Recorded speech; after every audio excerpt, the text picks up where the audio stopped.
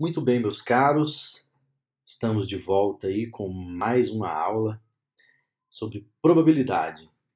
E agora que vocês já sabem o que é uma variável aleatória, vamos focar aí no estudo de um caso particular que são as variáveis aleatórias discretas.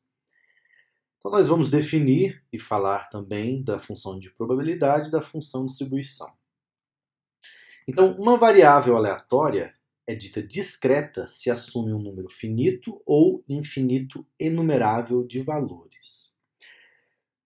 Especificamente, dizemos que temos um caso finito, né? Se x de ômega, eu estou dizendo o seguinte, os valores que a variável assume pertencem a um conjunto finito, ou seja, a variável pode assumir qualquer um dos valores de x1 até xn, né? Uma quantidade finita de valores.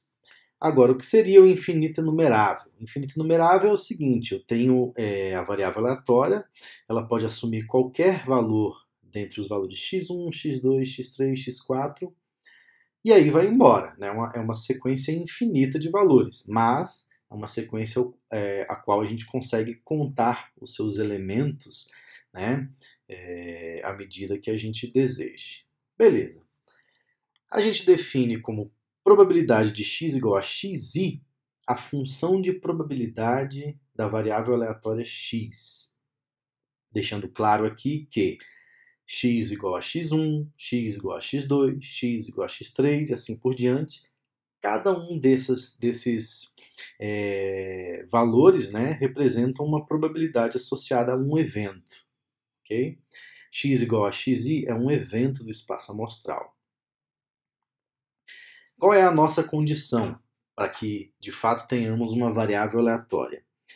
É que a soma das probabilidades, né, da variável ser igual a cada um desses valores dê 1. Ou seja, a soma das probabilidades tem que ser igual a 1. Ok?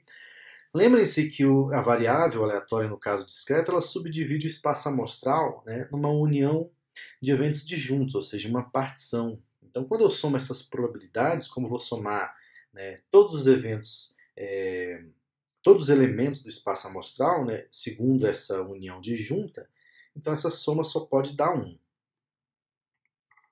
Vamos observar um exemplo, né, para deixar mais claro essas ideias. Então, digamos que eu tenho 3 bolas que são selecionadas aleatoriamente, sem reposição, de uma urna contendo 3 bolas brancas, 3 bolas vermelhas e 5 bolas pretas.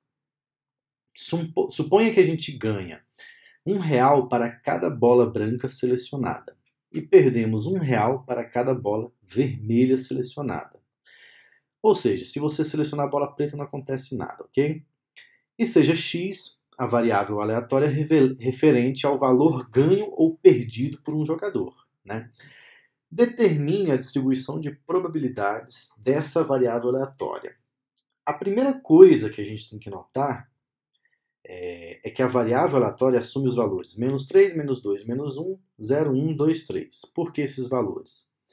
Se você escolher 3 bolas brancas, né, então você vai ganhar 3, porque você ganha R$1.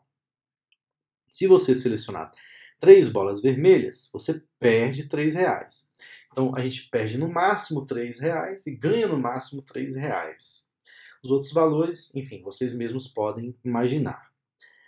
Agora vamos calcular então as probabilidades associadas a cada um desses valores da variável aleatória. Por exemplo, a probabilidade do x ser igual a 0 é a combinação de 5, 3 a 3, mais combinação de 3, 1 a 1, vezes 3, 1 a 1, vezes 5, 1 a 1, dividido por 11, 3 a 3. Por quê? Vou explicar esse caso para vocês, vocês vão ver que os outros vão ficar mais simples. De que maneiras a gente pode ter o valor 0? Bom, se você selecionar as 3 bolas pretas, então não vai acontecer nada. Né? Esse é o primeiro caso que eu estou considerando. Das 5 bolas pretas disponíveis, você escolhe 3, ou seja, combinação de 5, 3 a 3. Ou, e aí por isso essa soma, qual é a outra situação possível? Você escolhe uma bola branca, uma bola vermelha e uma bola preta. Por quê? Porque você ganha R$1 com a branca, perde R$1 com a vermelha e a preta não causa nada. Então, como que isso pode acontecer? Bom, das 3 bolas brancas você escolhe uma, E das 3 bolas vermelhas você escolhe uma, e das 5 bolas pretas você escolhe uma. Por que a gente multiplica? Combinação de 3, 1 a 1, vezes combinação de 3, 1 a 1, vezes combinação de 5, 1 a 1. Porque esses eventos são independentes, né? A bola branca que você seleciona, a bola vermelha que você seleciona e a bola preta que você seleciona é independente das demais. Beleza. Dividido por combinação de 11 que eu escolho 3. Por quê? Eu sempre divido pelo tamanho do espaço amostral. Quantas bolas a gente tem no total? 11. E quantas que a gente retira? 3. Então, eu vou ter uma combinação de 11, 3 a 3 possíveis, né, seleções de 3 bolas dessa urna. Se vocês fizerem a conta, vocês vão obter esse valor, 55 dividido por 165. Bom, então eu vou representar aqui, né, a probabilidade do zero, 55 sobre 165, que é o que a gente acabou de calcular. Agora, tudo bem. Vamos imaginar agora que eu tenho a probabilidade, eu quero calcular a probabilidade, né, de ganhar R$1.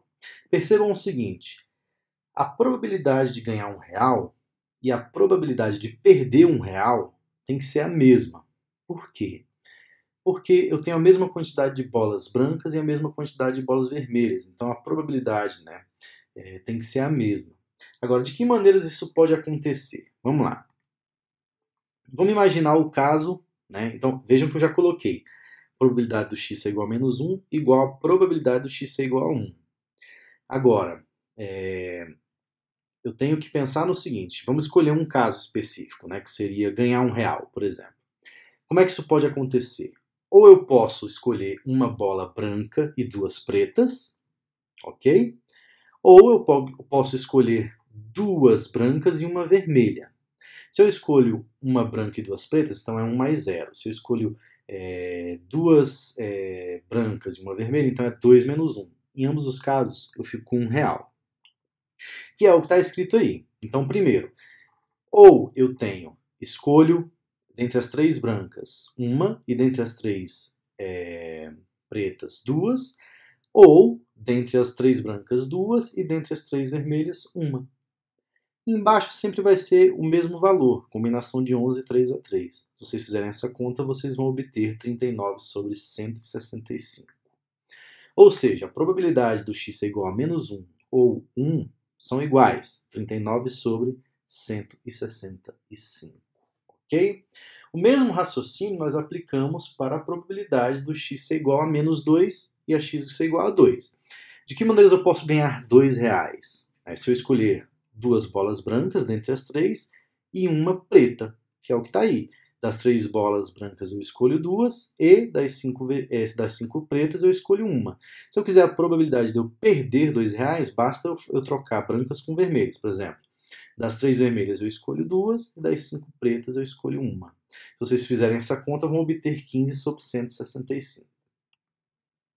E, finalmente, a probabilidade do x ser igual a 3, né? Ou menos 3, né? As duas são iguais. Só existe uma maneira de você ficar com R$3. É você escolher as 3 bolas brancas, né? E aí, combinação de 3 que você escolhe 3 é igual a 1. Da mesma forma, só existe uma maneira de você perder R$3, que é você escolher as 3 bolas vermelhas. Então, eu tenho combinação também de 3, 3 a 3, que dá 1. Dessa maneira, a gente fechou, né, a probabilidade de cada um dos elementos, né? Aliás, de cada um dos valores que a variável pode assumir. Né? E vejam o seguinte, se eu somar cada um desses valores, né, a soma total vai ser igual a 1. Fica como exercício para vocês comprovar esse resultado. Okay? Então, ao fazer isso, o que a gente determinou? A gente determinou a distribuição de probabilidades da variável aleatória x. Né? Ou seja, eu atribuir uma probabilidade para cada valor, né, que a variável pode assumir. Agora nós vamos falar aí de uma função bastante importante no estudo das variáveis aleatórias, que é a função distribuição acumulada de probabilidade. Essa função, pessoal, vocês vão utilizar muito durante o semestre. A gente define ela como sendo a soma das probabilidades até o valor x. né? E aí a gente representa, né, do ponto de vista de expressão matemática, como essa formulinha que vocês estão vendo aí. Percebam o seguinte: acumulamos a probabilidade até x, ou seja, a gente soma as probabilidades de todos os valores da variável que são menores ou iguais a x. É bastante usual nos referir a esta função apenas como função de distribuição. Por quê? Porque é chato ficar falando função de distribuição acumulada de probabilidade, função de distribuição acumulada de probabilidade, né? Imagine a chatice. Então, a gente simplifica dizendo apenas função distribuição. Voltando ao nosso exemplo, vamos considerar então as seguintes somas, né? O que seria o f de menos 3? O f de menos 3 é a probabilidade do x ser igual a menos 3. Por quê? Porque eu somo a probabilidade dos valores até o menos 3.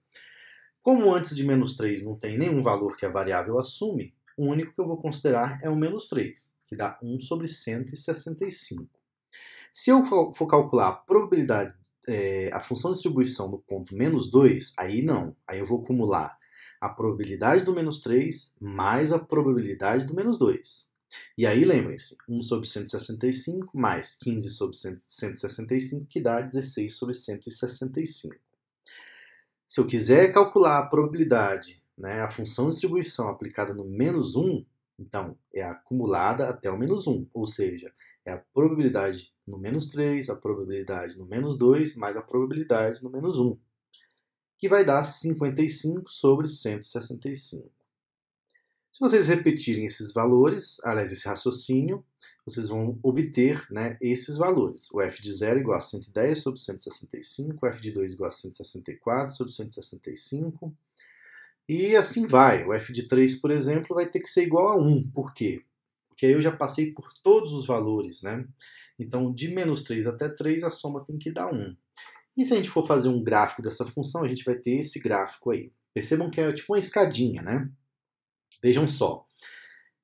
No menos 3, a probabilidade é 1 sobre 165. Ela continua 1 sobre 165 até antes de chegar no 2. Aliás, no menos 2.